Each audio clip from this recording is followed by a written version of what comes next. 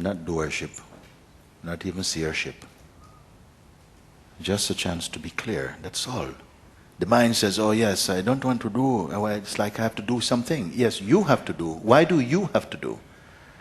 I will tell you why you have to do, because although you are consciousness, and I know that you are consciousness, but at the moment you are not functioning as consciousness. You're functioning as a person. You're functioning as identity.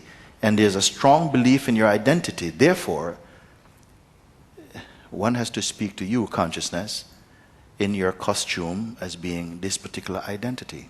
Because that is how you are negotiating, on the basis of an identity. When you have transcended that identity, now this discussion will not be of any value anymore. As long as you have the feeling of identity, of being the doer, because it says, okay, in so many other things, you are acting as the doer, and the believer, and the thinker, but here, I'm questioning your very identity, and you say, but you're telling me I have to do something. Okay, because you're used to doing, even relying on your intellect, relying on memory, relying on education, is a sort of an identity, and this is your world, this is how you function. In that space, you know your world and you kind of figure things out, things belong here and so on. If you somehow did not embrace this identity so deeply, then there would be no need to have a discussion on that level. Then we could see what is left, if there's something to discuss. How not to embrace it? Be aware of it. Be aware that this idea of myself also is observable. This idea functioning as an identity, I can describe who I am. I am like this, I'm a man, I grew up here, I studied these things, I've been meditating for so many years. This is a kind of construction also. And if there's strong identity with this, and the identity is a movement, an energy coming out of your consciousness that identifies with that conditioning. If you're aware of that, you don't have to try and kill it. I don't say, oh, kill it, push it, suppress. No, let it be. But just acknowledge that that deeper seeing is present, within which the information of your sense of a virtual self is seen. That you are the deeper awareness in whose presence the idea of being a person arises in that and is perceived. Already there's space. And you allow the grace of detachment to reveal itself. If you hold firm to an identity, then you must function within the limit of your belief and your identity. It is like that.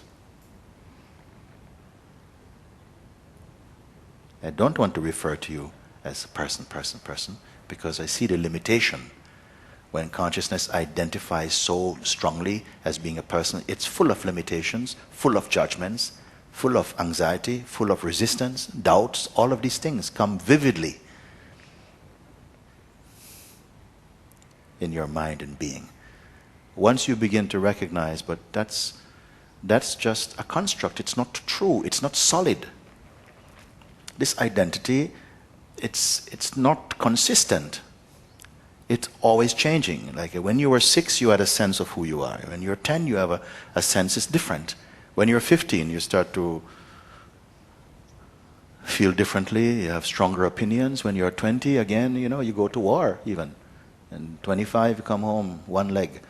Then 30, you start to, I'm against wars. And then 40, then you want to get rid of the world and whatever things.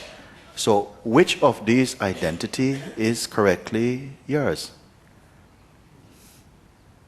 There is some thread that's running through all these points that makes you always feel, but I'm me. But that me is not your personality. That me is your being. That is consistently present. That is the common denominator underneath all the changeful identities. That feeling, I am. When you are conscious, you have the taste, I am. The knowledge that you exist. In deep sleep, you don't even have this knowledge that you exist. You have no pride, you have no belief. You don't know if you're a man or a woman. You don't know if you're married or divorced. You have children, whatever. You don't even have a faith. Nothing is there. Because the one for whom all of these arise, the feeling I of existence, that one is not even there. And all beings, they enjoy this state of complete abandonment, even of the identity, even of the most elevated knowledge, the knowledge I exist. In deep sleep, you're not carrying this knowledge. And all the beings want to go to that state. Every day, you, at some point, willingly or unwillingly, lay down your identity and all that it is associated with and go into oblivion. And you don't go into that state screaming. Like I say, we spend intelligently a lot of money to buy the best bed in order to forget everything. You could get married today, I say. This morning get married, this evening honeymoon start. But when deep sleep come, your bride or your groom will not be there with you. You will not be there. Then waking happens, consciousness sprouts. Then the feeling arises, I am. It's not even a surprise. I am. First the I am must come, then the you are will follow. I cannot perceive you before I. First the light of I am must come, then the sense you, and then time will come, world will come, all will come. First I will come. And for most religion, in the quintessence of religion and spirituality, is to try and get back to this place I am in its original innocence, before it began to identify with quality. I am this body, I'm a man, I'm German, I'm Japanese. That came after. That is secondary. It is not original to your being. That feeling I am. When that feeling I am shines alone by itself without association with any concept, the fragrance arising out of that, that self-awareness, they say Satchidananda, the intuitive awareness that you exist, and the consciousness of this existence, and the bliss or the joy that arises in that space. Then all the beings, they say, are pursuing that nectar, that amrit, that taste of that unassociated presence. This one they call Bhagwan, Buddha, something like that, they say.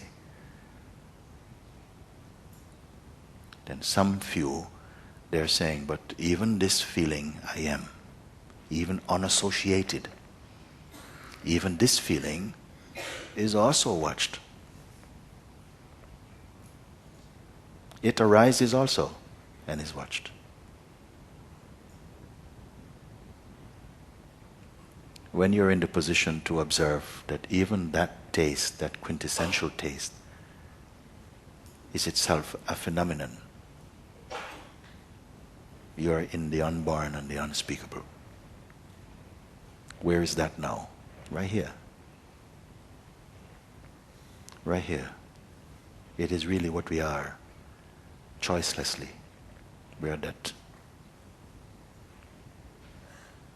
I speak about when as though it doesn't depend on time, it's not located in time, like when. It's only when for the mind, it's not when for itself.